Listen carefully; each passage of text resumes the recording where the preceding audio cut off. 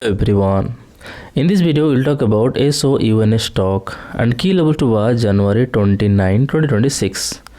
In previous trading session, the stock permitted doji candle. So the first key support level is $9.50.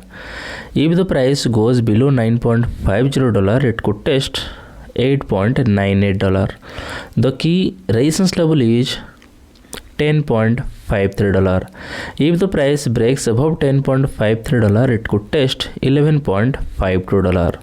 That's my view on SOUN stock today.